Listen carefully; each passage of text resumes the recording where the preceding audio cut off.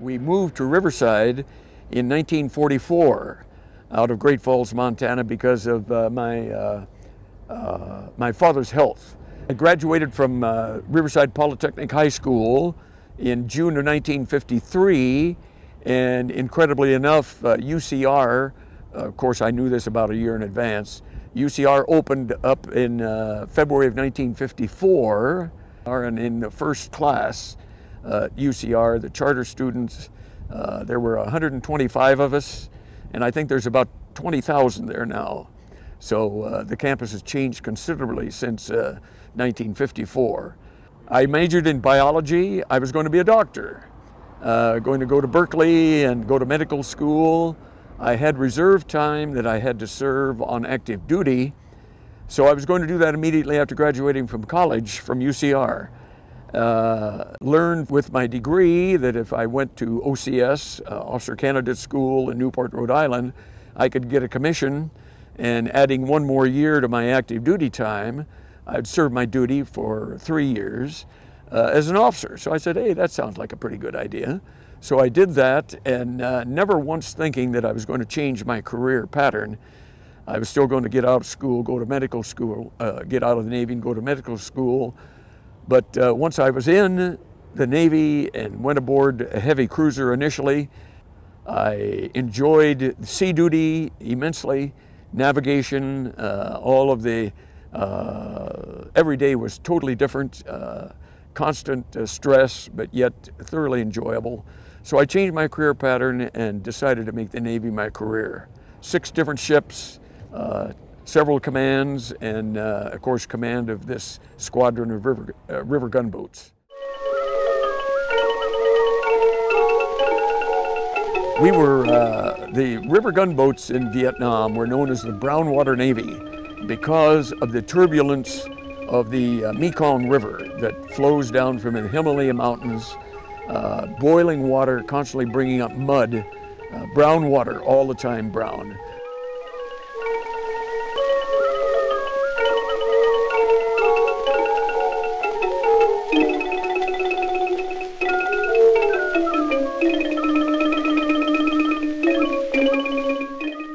The emphasis was upon the Mekong Delta because the Communists and North Vietnamese Navy, North Vietnamese forces were coming out of Cambodia and into Vietnam, and they wanted to take Saigon. The boats that I had were a new type of boat that was not in the Delta.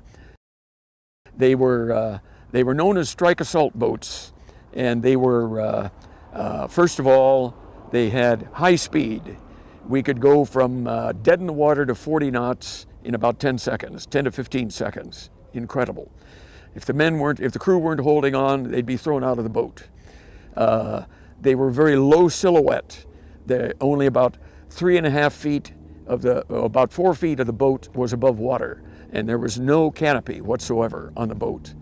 And then the third thing was they were very quiet operation. We had 2 boat engines, they were gasoline engines, but because they were gas, they were quiet, and then they were each highly soundproofed, so they wouldn't make any noise. We could literally just move in quietly into a shoreline, and you'd never hear the boats whatsoever. They were that quiet, and so they were good for strike warfare. You could come in. If there were lots of reeds in the area you were coming in, the enemy would never see you because you'd be coming in very slowly, very quietly, and then suddenly you had a great deal of gunpowder. You could hit the enemy quickly and then get out of there very quickly before they had a chance to respond. It was a nighttime war in the Delta.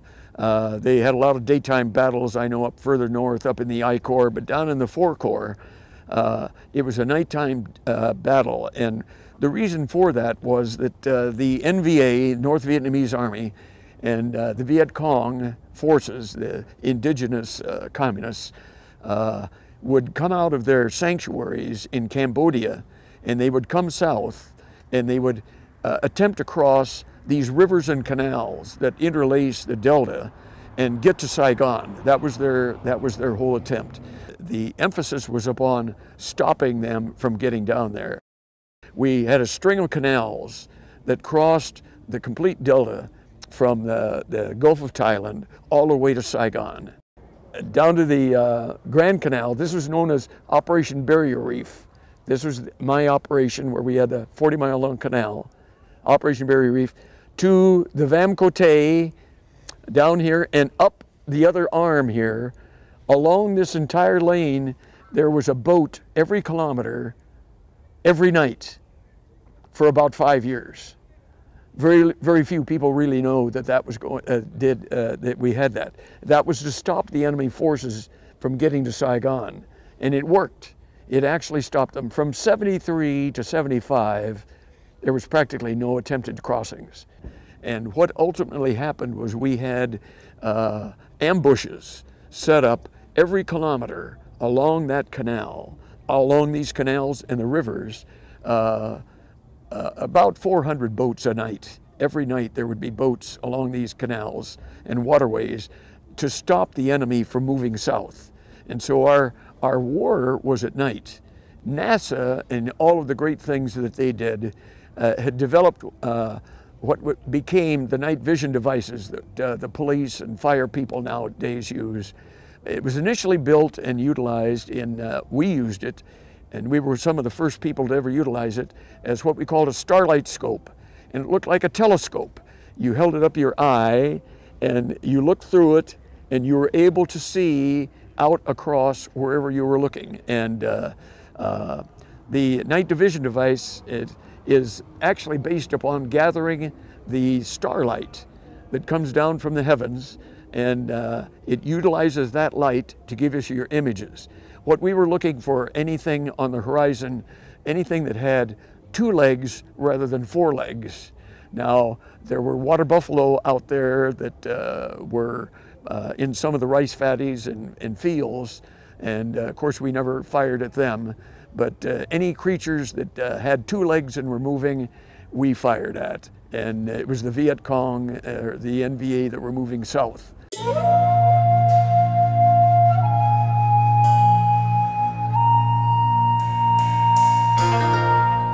What we did was we had the boat, my boats, the strike assault boats, had a 4-man crew. This 4-man crew would leave the mothership, the USS Benoit, say at about 4 o'clock in the afternoon, and they would meet this. The canal was very close, the waterway that we were guarding on, and it was a 40-mile long canal. My 20 boats were only a part of the force because there was a boat every kilometer along that 40-mile length. And they would, by the time dusk would come, they would tie up, they had a precise location where they were going to tie up. It was on their maps. They would tie up to the north bank of the canal. This is an east-west canal. They would tie up to the north bank, and they would remain there the rest of the night.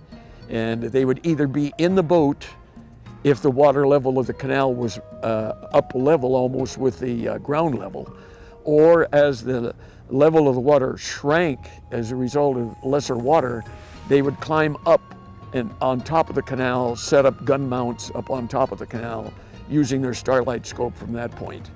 And they would be there all night long, and they'd be on watch for any attempted enemy crossing of that canal. If it was a small force that was attempting to cross, say like about maybe 6 to 10 soldiers, we would see them in advance, and we might be able to wipe them out before they even got close to the canal. We had sounding devices too that we could set out on dry land, and they would trip those sounding devices and before they got to the canal, and they would try to find a boat to try to get across some way, because this is a fairly wide canal. This Grand Canal, as we operated on, was in most locations about 80 to 120 feet wide. So they had some distance to cross to get across and move south. And it was a favorite spot for them, especially during the summer months, because the canal water was down, and they often could wade across in some locations. So what we would do is try to get them before they got to the canal, If they got to the canal, then what we would do is, if necessary, get a couple of the boats underway, get over to the area where they were attempting a crossing and hit them from that point. And a lot of my men suffered from PTSD, as we know it. It's because of the unknown that could potentially happen. Many nights, I won't say, it was maybe 3 or 4 times a week when the boat crews would go out, nothing would happen. There would be no attempted crossings at all in their particular area. Now, along that 40-mile length, there were probably 2 or 3 attempted crossings, but not necessarily at that one location. So maybe a boat crew might not even have an attempted crossing for 2, 3, 4 days. But then suddenly it happens, and those were the times in which it got intense. So it was problematic. It wasn't an everyday occurrence. And the atmosphere during the daytime was very serene wherever you went, because the enemy forces, if they were the Viet Cong, local indigenous people, they didn't attempt to do anything during the daytime because they knew they were overwhelmed. They couldn't escape. But so they used the nighttime to do their movement. And they knew about when we were coming, and they ambushed one of my boats, and they killed very, very quickly 3 of the crew members, and the 4th crew member, the boat captain, was able to get to the coxswain position and get the boat out of there. But the crew were hit with anti-tank weapons. A couple of them penetrated the hull.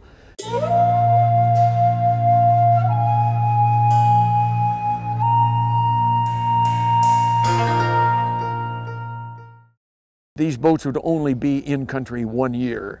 And the reason for that was, and this is a good one, the boat engine that they put in there, and they wanted a boat engine that was quiet. Diesel engines are noisy, as we all know, very, very noisy. Every other boat in the Delta was diesel powered. All of them were. We were the only 20 boats in the Delta that used gasoline. So wherever we went, we had to take our gas station with us. And the gas station was a pontoon causeway filled with gasoline, and we had a hand crank pump, and we would pump the gas into the boats from that pontoon, and it was moored out in the middle of the Mekong. And that was the Achilles heel, you might say, of our force. In advance, we knew that we couldn't keep the boats there indefinitely for several years because of the fact of this gasoline problem. We'd have to take the gas with us wherever we went. During the daytime, our 2 helicopters that we had up there, helicopter gunships, sprayed Agent Orange to defoliate the trees and the bamboo. And of course, had we been wise enough, we would have realized that the spray of that stuff was going to be telling on people later, because these trees and bamboo would lose their leaves in less than 24 hours. They'd fall off.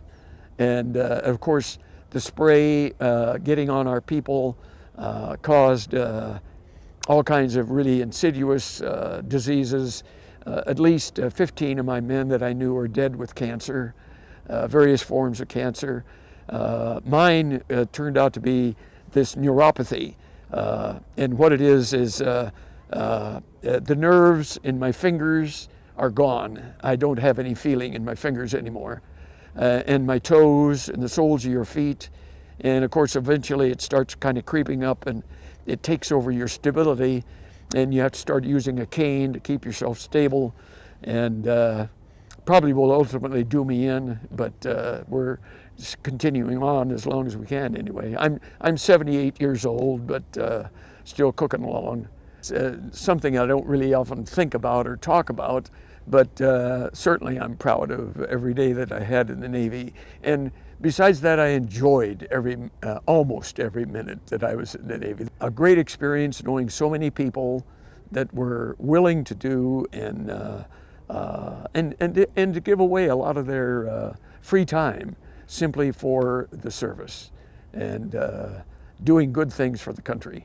Very proud to be a veteran. That's right. It's a wonderful feeling. Probably should do more than I do, but I try to do as much as I can.